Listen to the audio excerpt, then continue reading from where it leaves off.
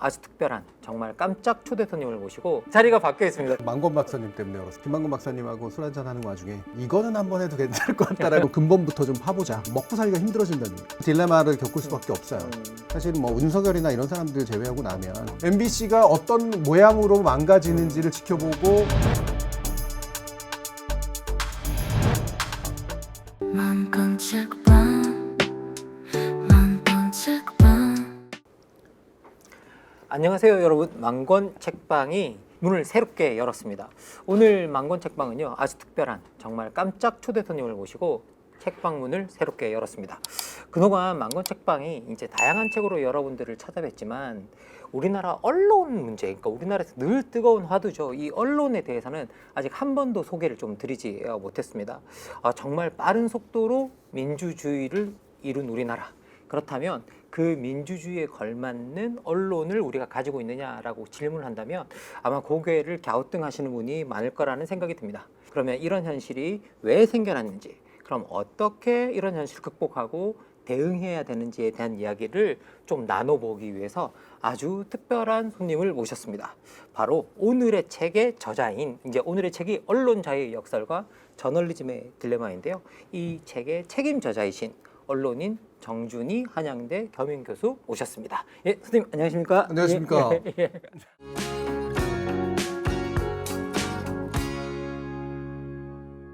평소에 너무 잘 알고 있는 선생님이라 이렇게 인사하니까 또 너무 어색하네요. 굉장히 새롭습니다. 예, 굉장히 새롭습니다. 이게 자리가 바뀌어 있습니다. 최근에는요, 정준희의 논이라고 하는 시사 언론 비평 유튜브 프로그램으로 여러분께 많은 호응을 얻었는데요. 이 시즌 1이 끝났습니다. 100회를 네. 채우고 끝났는데요. 최근에 이게 논 시즌 1 마무리했는데 이 논 왜 여시게 되었는지, 그리고 이제 하면서 뭐 원하는 거 얻으셨는지 좀 더 네. 여쭤보고 싶습니다. 논은 왜 열게 됐냐면 만권 박사님 때문에 열었습니다. 제가 이런 거 하라고 부추겨 본 적은 있습니다. 논 같은 걸 정준희 교수님이 해야 한다. 예, 마침 그 예. 뉴스공장에서 계속적으로 이제 뭔가 좀 같이 해보자는 얘기가 좀 있었는데 제가 선뜻 그림이 잘 안 잡혀서 주저하고 있다가 우리 김만권 박사님하고 술 한잔 하는 와중에 저더러 이거는 한번 해도 괜찮을 것 같다라고 얘기하신 형식 자체가 예. 그 짧은 논이었잖아요. 예, 그래서 거기에서 또 힘을 받아가지고 그걸로 결정해서 하게 됐습니다. 여러분이 논에서 보셨던 면모들이 잘 드러나는 선생님의 이제 저작 하나가 있습니다. 그래서 그 저작이 이제 가장 대표적으로 선생님께서 책임 연구자로 제가 알고 있었는데요. 이 책임 연구자로 이제 여기 보시면 한국언론정보학회에서 연구를 수주해서 이제 책임 연구자로 수행을 한 그 연구 결과물이 바로 이 언론 자유의 역설과 저널리즘의 딜레마라는 책입니다.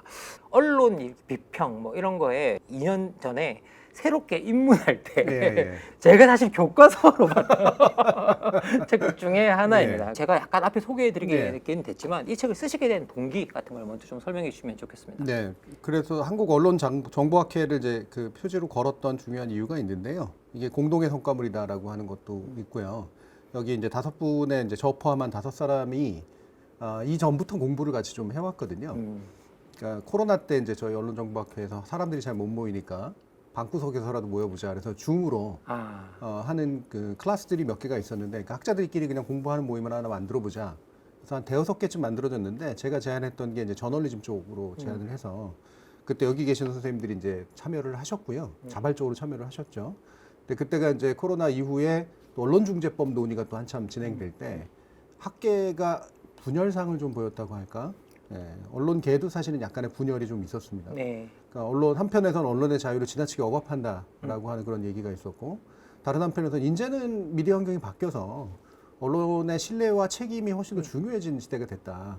또 신뢰하고 책임을 좀 더 강조하는 자유 이상으로 그런 개념이 필요하다라고 저희끼리 좀 생각을 했었고, 그래서 저희가 위원회를 또 만들었어요. 신뢰와 책임위원회라고. 신뢰 책임위원회. 예. 그래서 그걸 만들고 나서 마침 이제 언론 그 재단에서 그 저술 지원 프로그램이 있습니다. 그래서 저희가 이제 지원서를 내서 우리는 이런 이제 자유도 개념도 대단히 중요하지만 신뢰와 책임이라고 하는 것들을 그와 동등한 개념으로 위치시킬 필요가 있다. 이런 생각을 해서 다시 또 1년을 더 같이 또 공부한 결과로 이제 이 책을 냈고요. 되게 중요한 포인트 중에 하나는 언론학자들이 그리고 언론인들이 금과 옥조로 삼는 게 언론 자유 개념이죠. 그렇죠. 항상 언론은 자유를 내세우고 언론의 자유를 뭐 사실 저 같은 자유주의자도 마찬가지입니다. 언론의 자유, 표현의 자유 이게 그렇죠. 뭐 어떻게 보면 저희들의 가장 중요한 것들이라 아무도 손을 못 대게 하려고 하는 뭐 그런 성향이 그게 좀 있죠. 예. 근데 그러다 보니까 이게 충분히 성찰된 금기인가 이런 고민을 했어요. 예. 네. 우리가 마치 이걸 건드리면 누구나 다 사문난적 당하듯이 취급하는 그런 분위기가 있는데 이게 고민이 된 건가?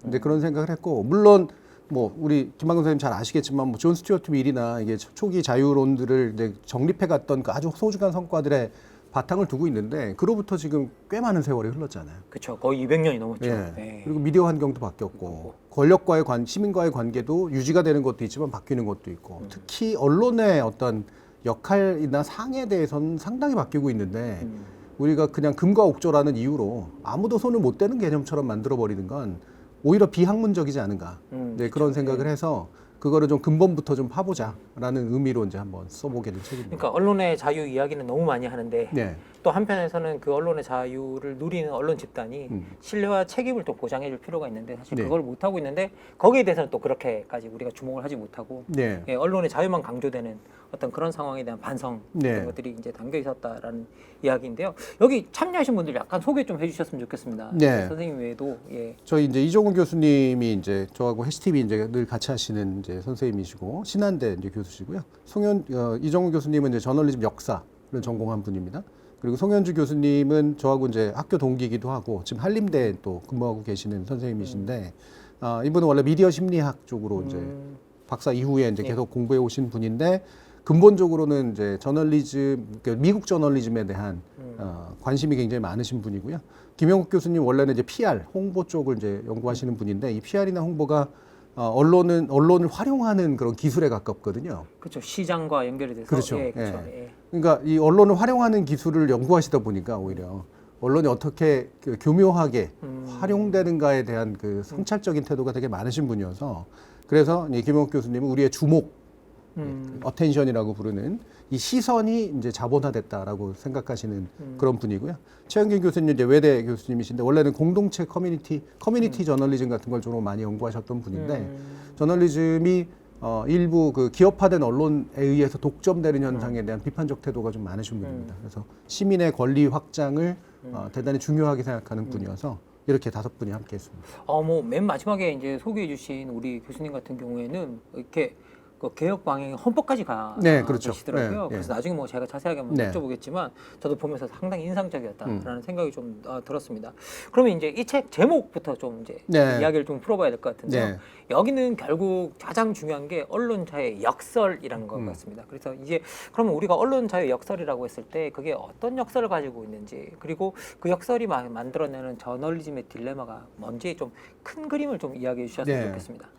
저희가 이 제목 짓고 나서 막 와 정말 너무 잘 졌다 막 이러고 저희들끼리는 이제 무릎을 쳤는데 예. 나중에 출판사에서는 되게 싫어하시더라고요.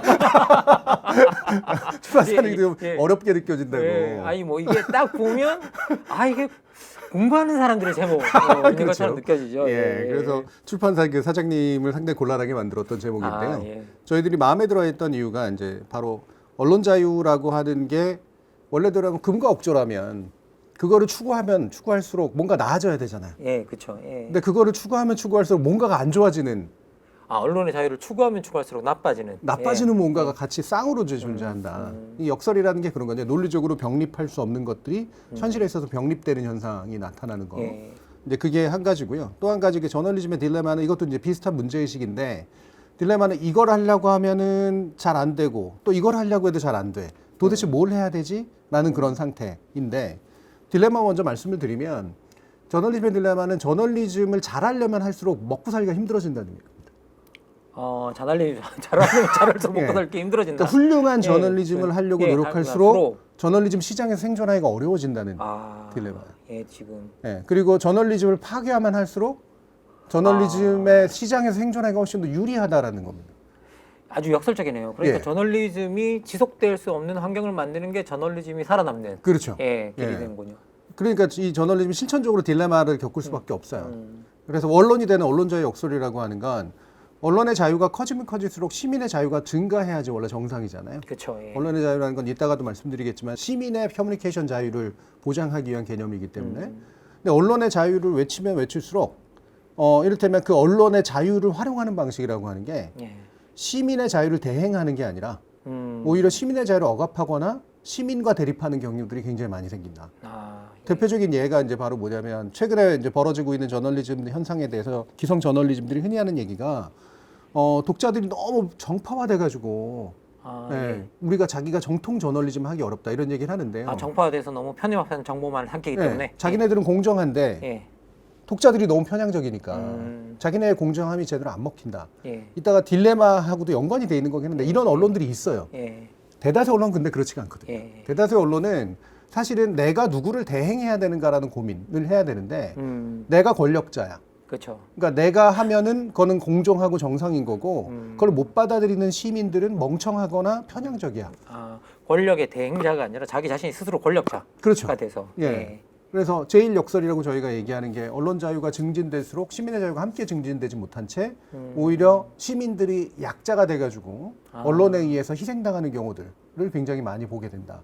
아, 언론의 자유가 증진될수록 시민의 자유가 이제 희생되는 게 제1역설. 예. 예, 예. 그리고 또 한 가지는 이제 언론의 자유가 두 가지로 이제 쓰이는데 그러니까 기본적으로는 권력과의 관계 문제잖아요. 우리 네. 자유주의라는 게 원래 늘 그런 거 아닙니까? 네, 그렇습니다. 헌법적 자유라고 하는 건 권력이 우리를 억압할 수 있기 때문에 그렇죠. 자유를 보장해 달라라고 얘기를 하는 건데 그 권력에 대해서 우리는 자유를 얘기해야 되거든요.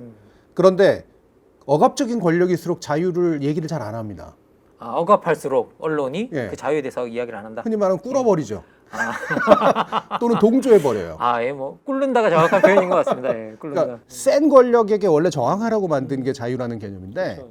자유를 애초부터 보장해주지 않으려고 하는 권력에 대해서는 꿇어버리는 태도를 굴종적인 태도를 취하고 이제 권력 가운데는 보면은 그래도 그래도 자유라는 게 중요하고 헌법이라는 게 중요하고 민주주의라는 게 중요하다. 그래서 자유를 좀 용인하려고 하는 권력은 우습게 보이는 거예요. 아, 그러니까 오히려 풀어주는 권력에 대해서는 더 달라들어가지고 예, 그렇죠. 예. 거기서 뭔가 개혁이라는 이름으로 해보려고 하는 건 언론 자유를 억압한다라고 얘기를 해버리는 거죠. 아, 그러니까 언론을 억압했던 권력에는 한마디도 못하면서 언론의 자유를 용인하되 기본적으로 책임을 요구하는 권력에 대해서는 자유를 억압한다는 식으로 얘기를 해버린다는 거죠. 오히려 언론의 자유의 환경을 보장하면 보장할수록 더 거칠게 대항하는, 몰아붙이는, 몰아붙이는. 예, 예. 예. 그런 태도를 보인다. 이게 이제 제2의 역설이라고 역설. 얘기한 거예요. 예. 세 번째는 이제 다시 권력과 시민을 한쪽으로 놓고 권력에 대해서는 자유를 요구하고 사실 시민에 대해서는 자유를 요구하는 게 아니거든요. 예. 그들의 자유를 대행하는 거기 때문에. 네. 근데 권력과 시민에 대해서 자신을 공격하는 또는 자신을 불만을 가지는 데는 당신들은 언론 자유를 억압한다. 이런 식으로 권력과 시민을 다 몰아붙이고요. 정작 자유를 억압하는 대단히 중요한 주체가 사주입니다.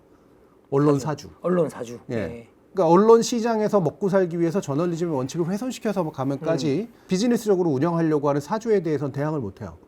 그러니까 소위 말해 이제 바깥에는 크게 자유 달라 막을 외치면서도 예. 내부에서 사주가 뭐라면 꼼짝도 못하는. 그렇죠. 예. 예. 그러니까 과거에 그 권력이 대단히 억압적이었을 때, 우리 독재 시대 때, 그때는 더 중요한 건 물론 그 외적 권력이었죠. 그렇죠. 예. 하지만 지금처럼 사실 뭐 윤석열이나 이런 사람들 제외하고 나면 권력이 사실 함부로 언론을 그렇게 대하려고 그러지 못하거든요.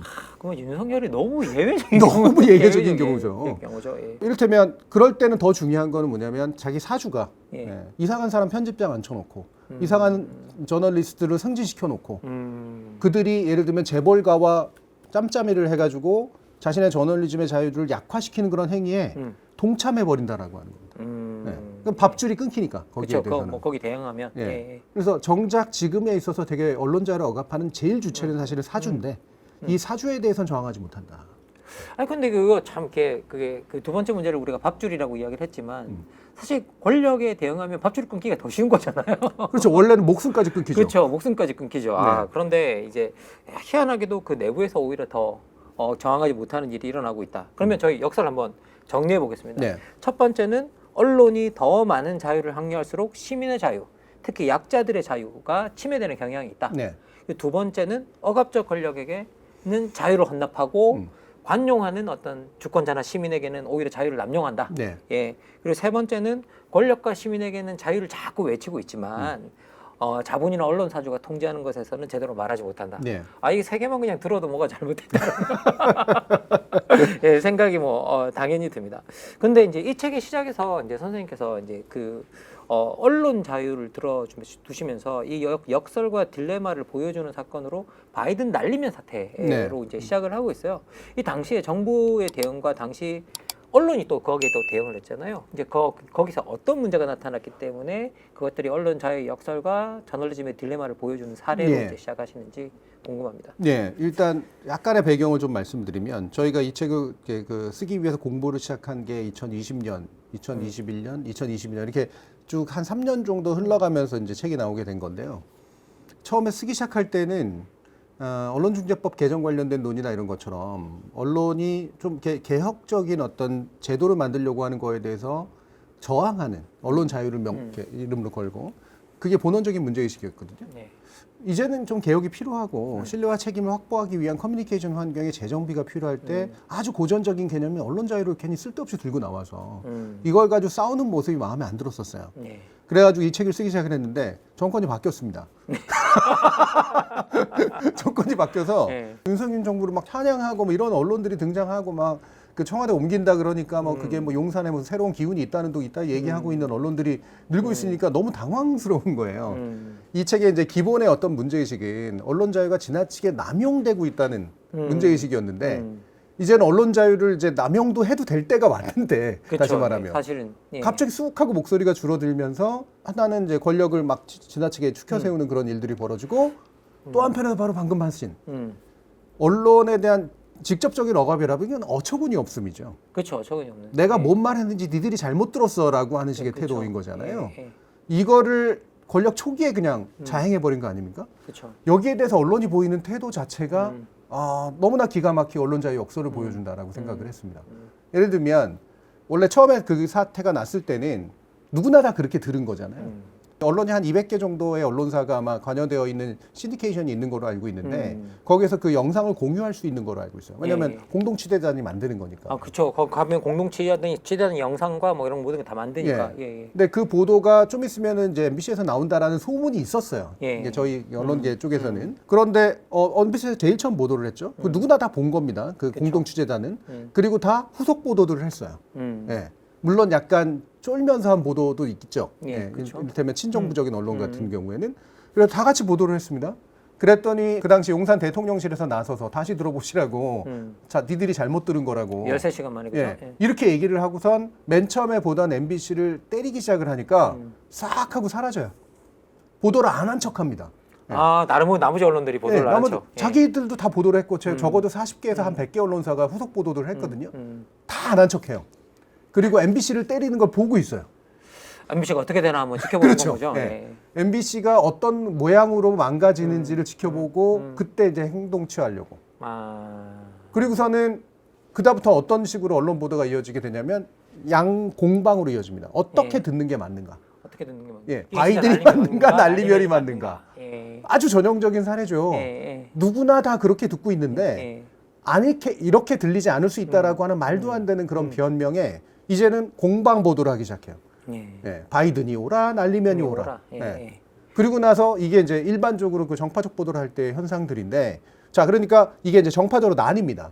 바이든이라고 들은 사람들은 진보고, 예, 그렇죠. 예. 반정부고, 반정부고. 예, 날리면이라고 들은 사람은 사람들은 보수고, 친정부다. 예. 이렇게 나뉘니까 이게 정파 싸움을 대리해 버리는 양상으로 가버리는 거죠. 그렇죠. 그냥 사실은 하나고 들리는 거 똑같이 들리는데 네. 그걸 좀 마치 다르게 들리는 듯이 이야기하고 실제로 다르게 듣는 것처럼 굴었잖아요. 또 그렇죠. 웃긴 예. 거. 그러니까 솔직히 우리가 누군가 말했을 때 그게 문자로 옮겨지지 않는 한 예.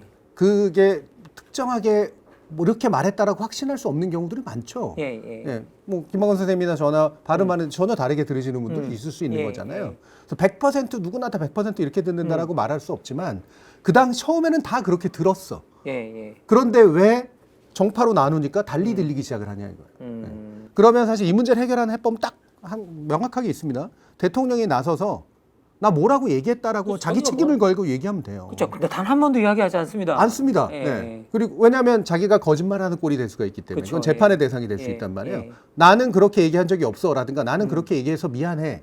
둘 중에 하나를 했었는데 안 해요.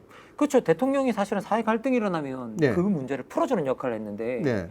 이게 자기가 문제를 일으킨 거 사실은 자기가 풀 수 있는 문제잖아요. 네. 자기가 이렇다라고 말을 하면. 네. 근데 거기에 대해서 말을 하지 않고 침묵하는 걸 선택하고 또 그러면서 그걸 보도한 언론을 공격하는 걸 택했어요. 네. 예. 그 당시에 용산 대통령실이나 대변인이 했던 거 보시면 잘 들어보실 거예요. 그렇게 들리지 않습니다로 얘기해요. 이렇게 말하지 않았습니다가 아니에요. 대통령은 이렇게 말한 적이 없습니다가 아니라 이렇게 들리지 않습니다. 이렇게 들려야 합니다. 네, 듣는 문제로 이제 자꾸 해버리거든요. 네. 그리고선 이제 MBC를 치기 시작을 하고 그거를 후속 보도해서나 인용 보도했던 언론들을 이제 방송통신심의위원회라든가 언론중재위원회라든가 아니면 소송으로 이제 가버리게 되는 거죠. 네. 그리고서는 이제 싹 다 침묵하고 정파적 구도로만 남습니다. 저는 이게 우리나라 언론이라고 하는 것의 본질을 엄청나게 잘 보여주는 사건이었다라고 생각을 해요. 그 사건이 벌어진 게 제가 이제 전체 원고를 모으고 이제 전체를 좀 묶는 이제 서론과 결론을 만들어야겠다라고 하고 있는데 그 사건이 터진 겁니다. 아. 예. 그래서 이 전체를 묶는 컨셉이 이것이 돼야 되는 그 현실 자체가 한편으로는 책 팔리는 데는 도움이 되는지 몰라도 대단히 슬펐습니다. 아니 사실 저도 그때 그 당시에 제가 우리의 그 객관적인 분류상으로는 객관적이라기보다는 대외적인 분류상으로는 진보라고 불리는 사실 제가 그렇게 분류를 하지 않아서 대한민국의 진보가 어딨냐라고 생각하기 네. 때문에 이제 그 진보 언론이라고 불리는 곳에서 제가 칼럼을 하나 쓰고 있었는데요. 네. 그때 제가 이게 바이든 날리면 이거 말도 안 되는 일이다라고 칼럼을 썼는데 갑자기 그 오피니언실에서 연락이 와요. 자기 정치부 기자 중에 이게 날리면이라고 듣는 사람이 있다는 거예요. 갑자기. 그래서 제가 너무 어이가 없어서 진짜 이게 날리면으로 듣는 사람이 진짜 있다라는 거냐 네. 라고 했더니 그렇다고. 그래서 이걸 좀 이렇게 수정을 어떻게 좀 해주면 좋겠다라는 네. 식으로 연락이 와서 그럼 어차피 뭐 내가 이 언론사에 글을 쓰는 거니까 음. 내가 그렇다고 해서 이거 못 내겠다고는 할 수 없고 네. 적당히 이제 거기다 맞춰달라는 쪽으로 맞춰주고 난 다음에 제가 내고 난 다음에 제가 이제 개인 페북에 공개적으로 나는 사실 이렇게 썼는데 요렇게 이야기해서 내가 요렇게 했다라고 네. 이제 그렇게 이제 사정을 알린 적은 한번 있긴 있습니다. 근데 저는 그때 정말 어이가 없었던 게 그 이야기를 하면서 뭐라고 그랬냐면요. 이 이야기는 우리 후손들이 우리를 비웃을 이야기다. 네. 야, 대한민국이 한때 사람들이 이걸 바이든 날리면으로 서로 나눠서 들었다더라. 이건 정말 비웃을 이야기가 될 거다라고 했는데 그러면서 되게 역사적으로 부끄러운 일이 될 거라고 생각했는데 이게 별로 지금도 부끄러워하지 않는 것 같아요. 지금 그러니까요. 언론 네. 같은 경우도 뭐 권력도 마찬가지고 네. 언론도 마찬가지인데 근데 그 당시에 언론의 대응이 저는 좀 이상했다는 생각이 들어요. 네. 사실 이 이후에 대통령실이 뭐 그걸 보던 MBC를 뭐 대통령 전용기에 타지 못하게 한다든지 네.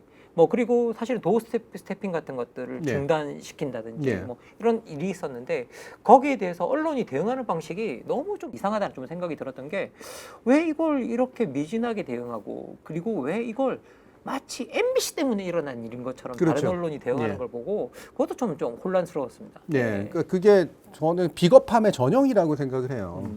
예를 들면은 그 이게 예전에 왜 우리 너무 우리 옛날 연식이 나올까봐 그렇긴 합니다만 그 개그 프로그램 같은 거에 보면 팝송 이렇게 들려주고 어떻게 들려? 그렇죠. 그거 하는 거 있었잖아요.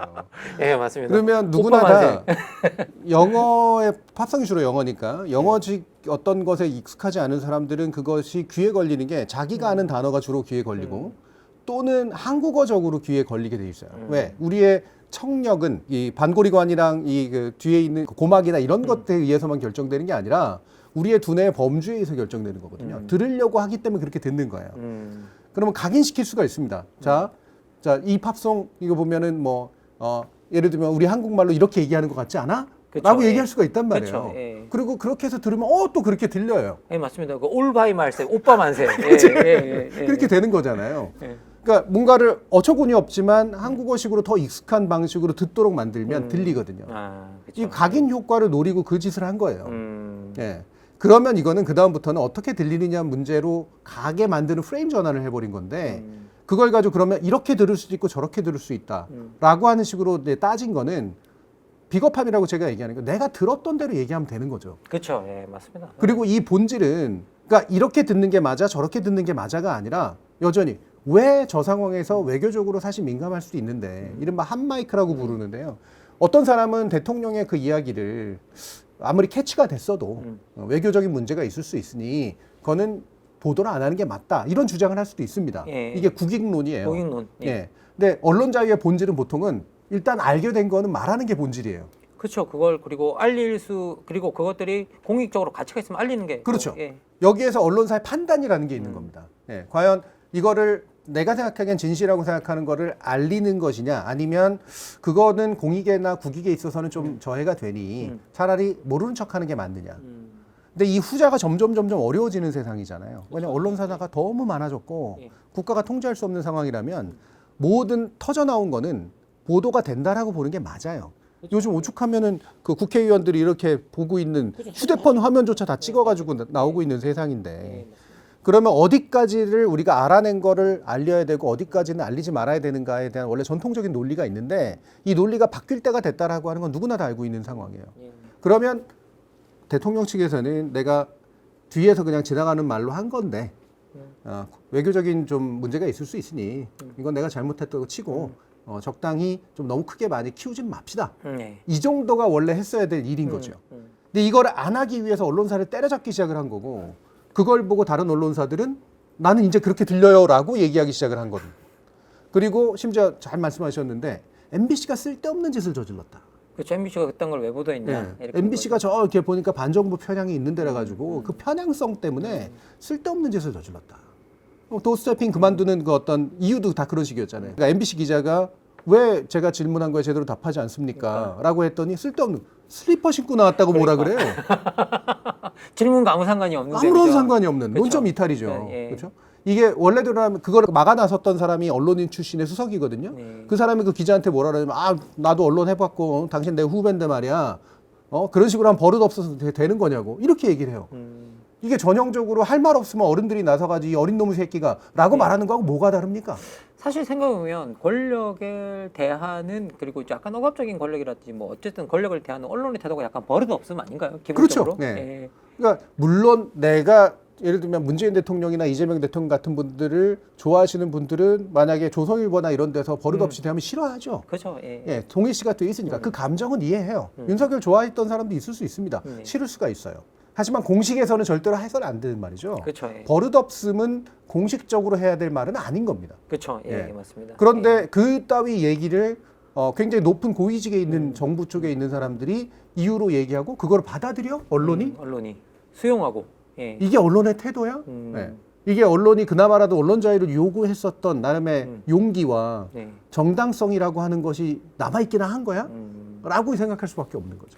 사실 저는 그 대통령 전용기 사건 때 제가 좀 확인했던 건 뭐였냐면 저거는 그냥 언론이 집단적으로 우리는 그러면 이거 타지 않겠다. 같이 안 타겠다 그래야죠. 사실 그걸 연대해 줘야 맞는 건데 네. 예, 그걸 갖다가 또 이제 MBC 떨고 내니까 뭐 할 수 없네. 뭐 우리끼리 가야지라는 언론이 대다수였고. 그러면서 이제 그렇게 움직이는 걸 보고 언론 내에서도 이렇게 언론의 자유라는 부분을 수호하는 데 있어서 뭔가 일치점이 없구나 예. 라는 생각이 들었고 그리고 사실은 언론의 자유를 계속 외쳤던 언론사라면 그렇죠. 사실 그 상황에서는 절대 그 비행기를 타면 안 되는 거거든요. 그럼요. 제가 봤을 때는 창피한 예, 일이죠. 예, 창피한 일인데 그냥 타더라고요. 그래서 네. 언론 기관이 말하는 언론의 자유가 생각보다 형식적이고 기만적이다라는 것들이 이제 그 사건을 좀 통해서 확인이 되었던 것 같아요. 네. 그런데 이제 오늘 또 이제 이 이야기를 그렇게 시작하시면서 한국 언론의 자유의 역설 이제 이게 사실 그리고 이제 거기에 파생된 어떤 그 모든 것들이 알고 보면 우리의 한국 근현대사와 좀 연관이 있다라고 이제 그렇게 네. 설명을 하고 계신데요. 어떤 역사적 사정이 있었길래 한국 언론이 이런 자유의 역사를 막고 저널리즘이 딜레마 상황에 놓이게 네. 됐는지 그 좀 역사적 배경을 좀 설명해 주셨으면 네. 좋겠습니다. 이게 굉장히 긴 얘기지만 그래도 짧게만 말씀드리면 우리가 가지고 있는 언론 자유 모형과 저널리즘 모형은 영미식 모형이에요. 네. 예를 들면 프랑스 언론은 영미식 언론과도 다르고요. 독일의 언론은 또 영미식 언론과도 다릅니다. 같은 서구라고 하더라도 남미 언론 다르고 아프리카 언론 다르고 일본 언론 달라요. 네. 언론이라고 하는 건 어떤 절대적인 이상형 모델이 있는 게 아니라 사실은 그 나라에서 언론이라고 하는 걸 뭔가 추구하는 특정한 방법이라고 이제 볼 수밖에 없습니다. 그런데 영미식 저널리즘의 장점이 있다면 어떤 게 있냐면 바로 이제 권력과의 갈등을 기본적으로 체제안에 용인한다라는 거예요. 실제로 권력은 언론이 너무나 자유로운 거를 좋아할 리가 없죠. 그러니까 일부러라도 언론에게 더 많은 자유를 주도록 설계함으로써 권력이 더 힘센 권력이 언론에 의해서 견제될 수 있도록 만드는 시스템을 해내요.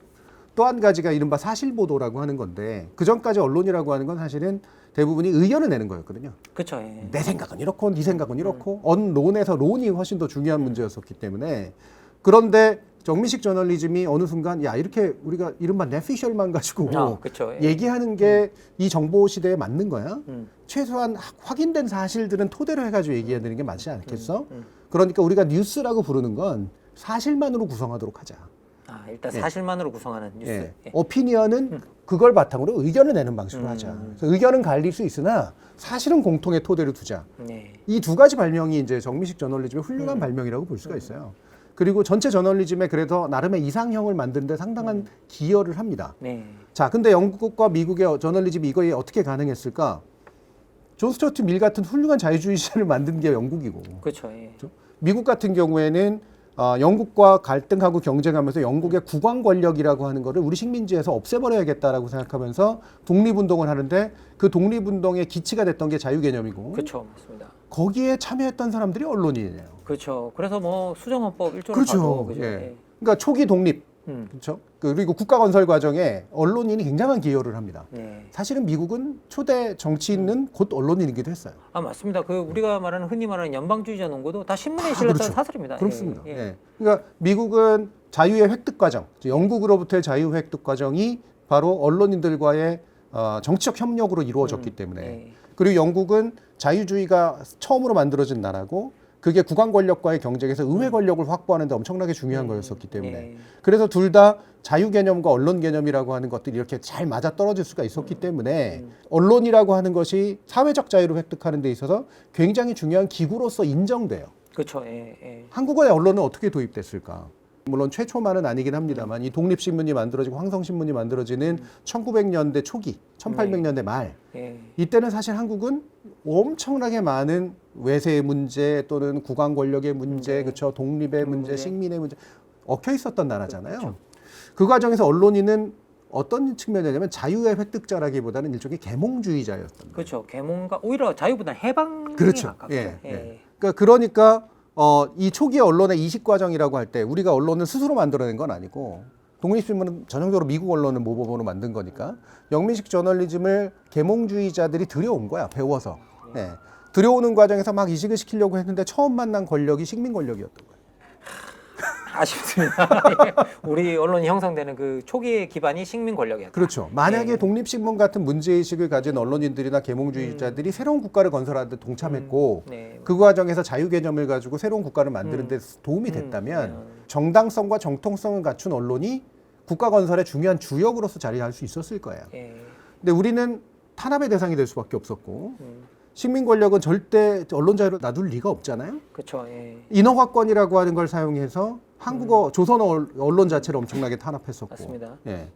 그리고 일부 만들어진 조선어 언론을 만들어 놓고서도 다 통제하고 검열했었고. 그렇죠. 예. 근데 그때를 살아냈던 언론인들 중에 일부는 저항했지만 저항하는 방법이 붓을 꺾는 수밖에 없었어요. 목숨이 왔다 갔다 하니까. 그렇죠. 뭐 보도를 안 하거나 뭐 예. 비워둔다거나 뭐 그런 예. 거였죠. 그리고 나머지 사람들은 다 어떤 사람들이냐면 타협하는 사람들이었던 겁니다. 즉 식민 권력부터 그 다음에 온 게 또 독재 권력 아닙니까? 그렇죠. 예. 거의 한 60년에서 길게 보면 거의 한 100년에 가까운 기간 동안 우리나라 언론은 겉모양은 영미식 자유 언론을 모범으로 삼고 있지만 실질적으로는 타협형 언론이었었어요. 그러니까 뭔가 민주주의나 새로운 체제나 이런 걸 세우는데 기여한 경험이 없죠. 없는. 예. 그런- 오히려 방해를 했죠. 그렇죠. 예. 예. 우리 예전에 민주화 운동할 때 생각해 보면은 민주화 운동을 다 좌빨이라고 뭐 이런 식으로 예, 해가지고 맞아요. 맞습니다. 잡아가는데 기여했던 사람들 아닙니까? 그렇죠. 맞습니다. 예. 뭐 신화 중에 하나는 물론 동아일보나 중앙일보의 보도가 뭐 예를 들면 박종철 열사의 사건이라든가 아니면은 87년 그 시민항쟁을 가능하게 했던 보도라든가 이런 것들이 있었는데 사실 아주 예외적이죠. 사실. 예외적인 거죠. 예, 예. 아주 예외적이죠. 그러니까 예. 우리의 민주화 경험 속에서 언론이라고 하는 존재는 이 가치 자유를 위해 싸운 존재가 아니라 권력에 봉사했던 존재예요. 기본적으로 우리 언론의 탄생이 권력에 봉사하면서 만들어졌다. 네. 그 토대가. 예. 근데 이 DNA가 참 무서워서 아까도 말씀드렸던 제 역설 중에 권력에게 그러니까 자기를 탄압하는 권력한테는 납작 엎드리고 예. 좀이라도 용인해 주려고 하는 권력에게는 자유라고 한 이상한 말을 써서 자유의 탄압자라는 프레임을 사용해 버리는 이 못된 버릇은 가장 많이 허용해 주는 사람이 자유의 탄압자예요. 그렇죠. 그죠? 예. 예. 유구하다. 예. 아, 유구하다. 아, 정말 이게 좀 아쉬운 부분이고 이런 것들이 한국 언론의 역사를 만드는, 그러니까 소위 말해 언론의 자유가 증진될수록 아까 말씀드렸던 이게 시민의 자유를 향상시켜야 되는데 오히려 언론의 자유가 향상되면 권력에 아부하는 성향이 네. 이게 있기 때문에 이것들이 약자의 권리를 침해하는 이제 네. 경향이 만들어지고 결국은 억압적 권력에 헌납하고 그리고 관용하는 시민이나 그리고 관용하는 권력에는 오히려 대항하고 그죠? 그리고 이제 결국은 사실은 여기도 보면 식민 시대 때도 언론 사주 뭐 이런 사람들이 상당히 중요했지 않습니까? 그럼요. 예, 네. 그런 내부에서의 어떤 통제는 견디지 네. 못하는 그런 네. 언론이 만들어지는 토대가 되었다라는 이야기를 해주셨습니다. 그리고 이제 또 그뿐만 아니라 우리 한국 근현대사에서 이제 이게 민주당 계열이 집권할 때와 자유당 계열이 집권할 때도 차이가 상당히 좀 심했다라고 네. 이야기하는데요. 이제 그것도 좀 설명해 주셨으면 네, 감사하겠습니다. 제가 이제 예. 이 책에서 이제 민주당 계열과 자유당 계열이라는 표현을 썼는데, 국민의힘이 지금도 또 이름 바꾸려고 그래가지고 예. 워낙 서로 이름이 많이 바뀌어서 예. 그래서 어떤 계열이다라고 참 말하기가 어렵지만 저는 민주당 계열은 예전에 구파 민주당, 신파 민주당이던 간에 민주라는 정체성을 유지하기 위해서 굉장히 노력해 왔다라고 생각을 합니다. 예. 굳이 말하면 약간 중도 보수 정도까지 포괄되는. 예.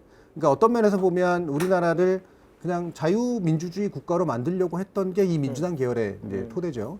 근데 되게 웃긴 게 이승만 정부부터 시작된 이승만의 자유당이니까요.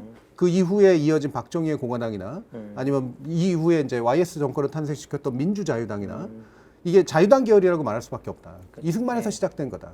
근데 이 정당의 특징이 전형적으로 스스로가 역설적이라는 거예요. 자유를 절대 용인하지 않는 정부거나 정치 세력인데 당명에는 자유를 쓴다는 겁니다. 당명에는 자유를 쓰면서 자유를 억압하는. 그렇죠. 예. 아니 뭐 이게 참 아이러니한 게 우리 헌법도 자유민주적 기본 질서라는 말이 들어온 게 유신헌법이에요. 그렇죠.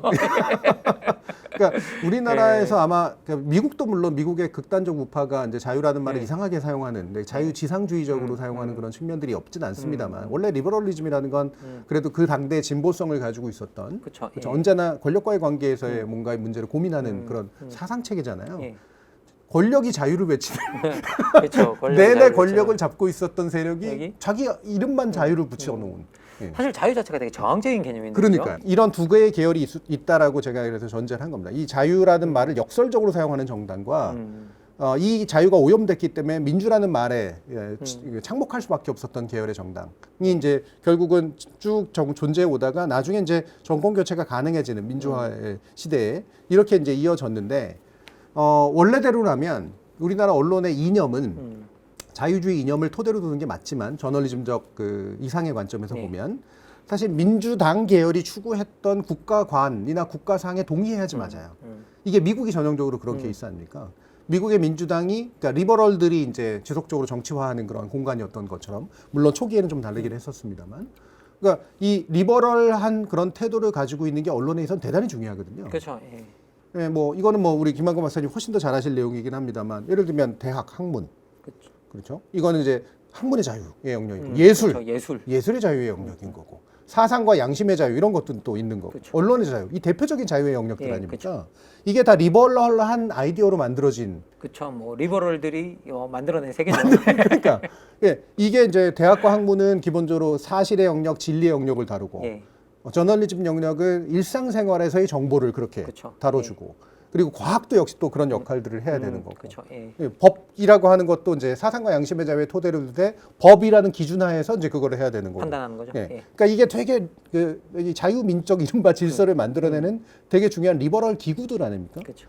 여기에 있는 사람들은 기본적으로 이 자유당 계열이 했던 것들과 동요화될 수가 없는 사람들이에요. 그렇죠. 사실 자유당 계열이 그런 걸 하면 다 두드러기가 나야 되고 그럼요. 사실은 거기에 대해서 거부 반응을 일으켜야 되는 사람들인데 우리가 그러지 못했죠. 예. 그런데 웃기는 건 언론인들 원래는 리버럴 해야 됐던 다시 말하면 민주당계가 추구했던 그 국가를 건설하는 데 동참했어야 될 사람들은 탄압받았고 그 언론인들은 오히려 자유당 계열에서 잘 먹고 잘 살았던 사실은 여기는 리버럴을 추구한 게 아니라 언론 자유를 추구한 게 아니라 권력을 추구한 거죠. 입신양명을 추구했던 이 입신양명 카르텔이 87년 민주화 이후로도 97년까지는 집권을 했잖아요. 네, 그것도 맞습니다. 예. 그게 민주자유당이고 신한국당이고 한나라당이고 다 그랬습니다만 그렇죠. 예, 맞습니다.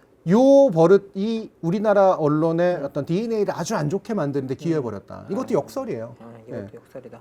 민주당을 지지하라는 얘기가 아닙니다. 네. 민주당계가 추구하고자 했던 국가 건설에 동참했어야 될 사람들이 오히려 권력 카르텔 안에 들어가서 마치 리버럴인 양 그렇죠. 자유를 예. 참칭하는 그런 방식으로 이어졌기 때문에 생긴 불행한 역사다.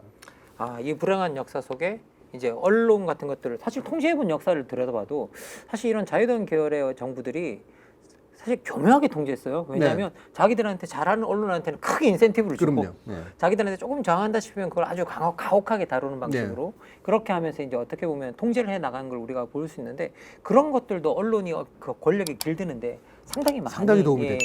도움이 된 것 같습니다. 예, 이게 뭐 이 책 안에서도 이제 뭐 이정훈 교수나 뭐 이런 분들도 얘기하고 송일주 교수도 얘기하고 그러는 건데 예를 들면 70년대까지 우리나라 언론은 좋게 말하면 약간은 지식인에 의한 어떤 약한 기관이었어요. 약한 기관. 예, 지속적으로 탄압받았던 기관이니까. 그래서 숨어 살던 곳이기도 했습니다. 그래서 마음속은 진보적 지향이나 민주적 지향을 품고 있지만 그런 지식인들이 먹고 살 만한 데가 많지가 않잖아요. 대부분 예술계나 출판계나 이런 데들이고. 그렇죠. 예, 맞습니다. 예. 그래서 신문사나 이런 데 들어가면은 그래도 막 문화예술 다루거나 이러면 정치를 직접 안 다루면 타협 안 하고도 먹고 살 수 있으니까 그런 정도의 약간 약하게 이제 생명을 유지해 오던 그룹들이 있었습니다만 중요한 거는 결국 정치, 경제, 사회거든요. 정경사라고 이제 부르는 영역인데 사회 쪽은 이제 주로 경찰 문제를 다루고 범죄, 경제는 이제 말 그대로 재벌 문제를 다루거나 이러는 거고 정치가 이제 결국 청원에 들어가고 이러는 거 아닙니까? 이게 메이저의 어떤 저널리스트가 되는 그런 길이거든요. 이거를 했던 사람들은 다 뭘 하냐? 권력자하고 공존하는 법을 배우는 거예요. 청와대 출입해서 완전히 대통령의 시다바리를 하는 역할을 하는 거고 예. 경제 출입해가지고 재벌들 시다바리 역할을 하는 거고 예. 사회 쪽은 이게 경찰 권력 위에서 이제 좀 존재하려고 했던 거죠. 이때 결정적이었던 게 80년대인데요. 80년대 전두환 정부가 이른바 언론 통폐합이라는 걸 하면서 그나마 남아있던 나름대로 민주적 지향을 가지고 있던 언론인들을 다 내쫓고 네. 80년 광주가 있었으니까 예, 그렇죠. 광주. 다 내쫓고 살아남은 애들한테 엄청난 혜택을 주기 시작을 해요. 예. 그게 이제 바로 뭐냐면 아파트도 주고요. 아파트를 줬다고요? 아파트 줬습니다. 기자촌이라고 이름 붙은 데들이 대부분 그런 데들이에요. 그렇군요. 예, 생각해보니까. 그리고 예. 그때 실제로 그 우리나라 메이저 언론사의 언론사 간부들이 강남에 정착하기 시작을 합니다. 싼값에 그걸 주거든요. 그리고 그 강남 기득권 의식을 갖게 된 주요한 계기는 저는 80년대에 있었다라고 보는데 80년대 때 전두환 정부는 진짜 유학 보내주고 촌지 주고 뭐 장관도 시켜주고 심지어는 이런 식으로 하면서 권력 타협이 된 데는 상당한 혜택을 주고요. 그러지 못한 데 완전히 쫓아내버리는 그런 일들을 겪게 되는 거죠. 그때 우리나라 언론사 주요 언론사들이 갑자기 월급이 서너 배씩 치솟기 시작을 합니다. 그리고 87년을 맞으니까 민주화가 되니까 더더욱이나 자유주의적인 어떤 분위기가 드디어 만들어지니까 예술, 문화, 언론 이런 것들이 융성할 수밖에 없죠. 그렇죠. 예, 예. 그러니까 뭐 우리 당시가 이제 공부할 때 그랬는데 막 미디어 가겠다 하는 사람 되게 많았고 언론인 되겠다는 사람 되게 많고 예, 많았습니다. 권위까지 얻고 돈까지 잘 벌고 예. 이 직업을 만들어낸 거죠. 근데 그 80년대가 바로 타협하는 언론인에게 특혜를 줌으로써 그런 아주 안 좋은 DNA를 완전하게 활성화시킨 케이스였다고 볼 수 있어요. 네. 사실 뭐 저도 90년대 학번이지만요. 예. 이 90년대 학번들이 언론사 많이 가고 싶어 했습니다. 근데 거기에 뭐 정의에 대한 추구도 있었겠지만 사실 권력 기관이었어요, 언론사가. 그 그럼 당시에. 엄청 셌죠. 예, 엄청 셌으니까 여기 네. 상당히 가고 싶어 하는 친구들이 상당히 많았는데 그런 상황들이 지금의 언론 자유 역설 그리고 저널리즘의 딜레마를 만드는 어떤 역사적 어떤 배경이 되었다라고 네. 말씀해 주셨습니다. 지금까지 저희들은요, 우리나라의 언론이 주어진 언론의 자유를 어떻게 쓰고 있는지, 그리고 그 쓰는 방식이 어떤 배경에서 형성되는지에 대해서 좀 살펴봤습니다. 자, 1부는 여기까지 하고요. 다음 2부에선 이 책의 좀 구체적인 내용에 대해서 이야기를 나눠보도록 하겠습니다. 1부 시청해 주셔서 감사합니다.